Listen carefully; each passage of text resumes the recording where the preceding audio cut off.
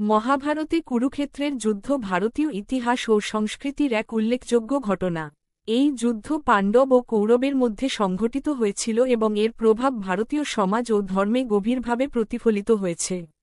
এই যুদ্ধে মানবজাতির ধর্ম, ন্যায়বিচার এবং কর্তব্য সম্পর্কে গভীর শিক্ষা রয়েছে। এই প্রবন্ধে আমরা কুরুক্ষেত্রের যুদ্ধের পটভূমি, কারণ এবং এর ফলাফল সম্পর্কে বিশদভাবে আলোচনা করব। যুদ্ধের পটভূমি। মহাভারত কাব্যটি মূলত দুটি বৃহৎ রাজবংশের মধ্যকার দ্বন্দ্বের গল্প। কৌরবরা ছিলেন ধৃতরাষ্ট্রের সন্তান এবং পাণ্ডবরা ছিলেন পাণ্ডুর সন্তান।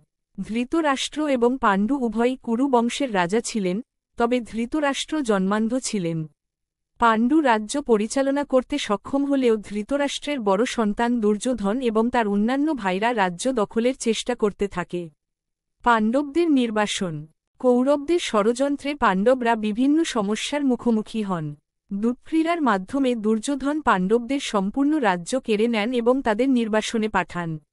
পাণ্ডবদের ১৩ বছর নির্বাসনে থাকতে হয়, যার মধ্যে শেষ ১ বছর তাদেরকে ছদ্মবেশে থাকতে হয়েছিল। এই নির্বাসনকাল শেষ হলে পাণ্ডবরা তাদের রাজ্য ফিরে পাওয়ার দাবি করেন। কিন্তু দুর্যোধন তাদের দাবিকে প্রত্যাখ্যান করেন এবং যুদ্ধ অবশ্যম্ভাবী হয়ে ওঠে। যুদ্ধের কারণ। ১. ক্ষমতার লড়াই। কুরুক্ষেত্রের যুদ্ধ মূলত ক্ষমতার জন্য লড়াই। কৌরবরা রাজত্ব ধরে রাখতে চেয়েছিল এবং পাণ্ডবরা তাদের ন্যায্য অধিকার ফিরে পেতে চেয়েছিল। ২. অন্যায় ও ধর্ম। দুর্যোধন ও তার সঙ্গীরা সবসময় অন্যায়ের পথ বেছে নিয়েছিল। দ্রৌপদীর অপমান, দুৎক্রীড়ায় প্রতারণা, এবং পাণ্ডবদের প্রতি ক্রমাগত অত্যাচার এই যুদ্ধের অন্যতম কারণ। যুধিষ্ঠির এবং তার ভাইরা ন্যায়বিচার এবং ধর্মের জন্য যুদ্ধ করেছিল। ৩. ব্যক্তিগত ও পারিবারিক বিরোধ। কৌরব ও পাণ্ডবদের মধ্যে ব্যক্তিগত বিরোধ এবং পারিবারিক সমস্যাও যুদ্ধের কারণ ছিল। দুর্যোধনের পাণ্ডবদের প্রতি ব্যক্তিগত বিদ্বেষ এবং দ্রৌপদীর প্রতিশোধ নেওয়ার ইচ্ছা এই যুদ্ধের উত্তেজনা বাড়িয়ে তোলে। যুদ্ধের প্রস্তুতি। যুদ্ধের আগে উভয় পক্ষ তাদের নিজ নিজ সেনা সংগঠিত করে এবং বিভিন্ন রাজ্য থেকে সহায়তা সংগ্রহ করে।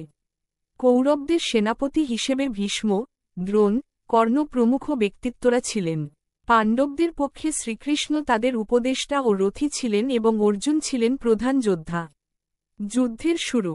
যুদ্ধের প্রথম দিনেই ভীষ্মের নেতৃত্বে কৌরবরা ব্যাপক শক্তি প্রদর্শন করে।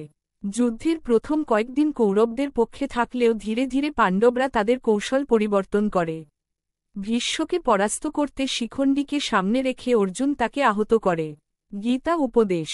যুদ্ধের প্রাক্কালে অর্জুন যুদ্ধ করতে দ্বিধাগ্রস্ত হয়ে পড়ে এবং শ্রীকৃষ্ণ তাকে গীতা উপদেশ দেন।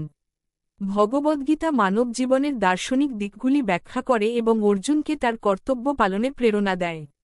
গীতা উপদেশ মহাভারতের অন্যতম গুরুত্বপূর্ণ অংশ এবং এটি মানুষের জীবনে ধর্ম, কর্ম ও জ্ঞান সম্পর্কে গভীর ধারণা প্রদান করে। যুদ্ধের নীতি ও কৌশল। যুদ্ধে উভয় পক্ষই বিভিন্ন নীতি ও কৌশল অবলম্বন করে। কুরুক্ষেত্রের যুদ্ধ নৈতিক ও কৌশলগত শিক্ষা দিয়ে সমৃদ্ধ।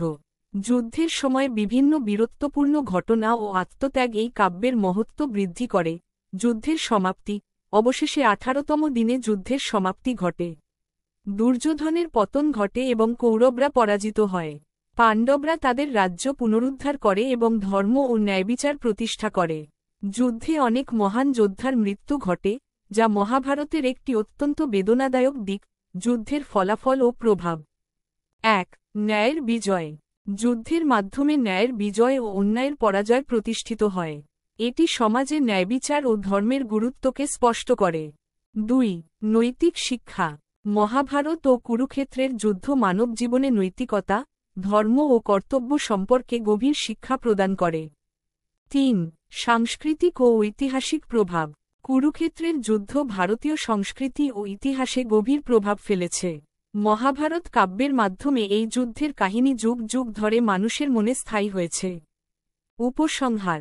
মহাভারতে কুরুক্ষেত্রের যুদ্ধ শুধু একটি যুদ্ধ নয়, এটি ধর্ম, ন্যায় ও কর্তব্যের প্রতীক।